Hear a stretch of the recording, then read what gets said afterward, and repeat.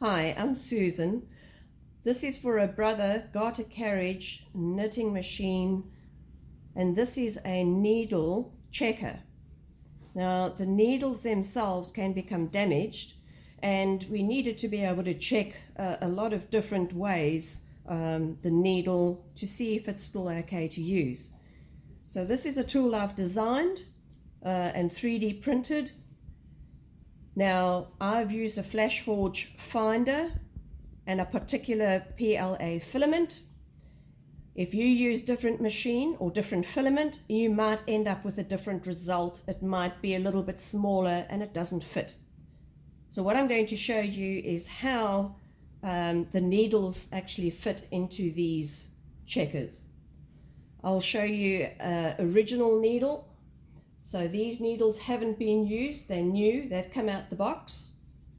I take the needle, it gets inserted at the bottom, pushed in, completely pushed in. Make sure the little lever is up, push down at the front, and then just push just over here, and it clips into place. I then check the stem, it's all in alignment there. I turn it around, and I'm also going to check the needle tip to make sure that it is lying flat up at the top of the tool. Now the tool is specially designed to take into allowance the curved tip of the Garter Carriage needle. So I'm going to show you a few others. I've got a whole pile of needles. I don't know what their condition is. So I've started checking all these old needles. So I've selected a few that have got issues. So this is my first needle. I put it in, push in at the back. Make sure your little latch is closed. Push down in the middle. And then I push down over here. Checking it out, I have a look. I check the tip. Does it have bounce in the tip? As you can see, this one does have bounce in its tip. That means the angle is incorrect. So we will then remove it, use a pliers just to straighten it so that it actually touches the tool. So you don't want to sit with that bit of bounce. That means it's out of alignment. So we will take another one. Taking the needle, you can just see if it's got a little bit of bounce in the front, which it should have. It's got a little spring. Put it into the back of the tool, push in. Make sure the latch is semi-closed. Push the plastic in the front of the needle. So you push down there, push the metal stem, and it needs to stay in. This one is not staying in, which indicates this needle is bent. So the way I would then fix the needle is take it back out. Notice which way it has bent.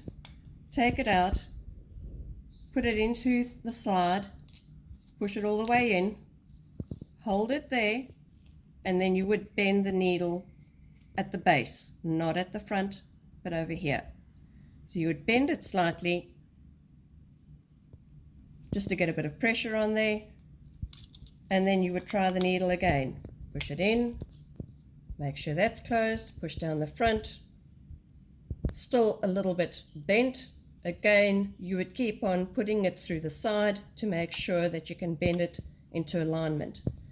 Another needle that we're going to check, we're checking again, is this okay? Oh, this one doesn't have any spring in it, so it's not springing back. It needs to spring back. That means we've already got a problem with this needle and you need to put it aside. The next needle we're going to check, again, check. This one is very, very stiff. So this needle is not moving at all. This one might just need a bit of oil. So put it in some oil just so that we can free it up and check it later. The next needle we're going to check is this one here. Again, put it into the back, push it in, Push down on the plastic over here with one finger. Push over here, make sure the latch is closed. Push down the metal bit, clips into place. Turn it around, checking the tip of the needle. It's got some slight movement there,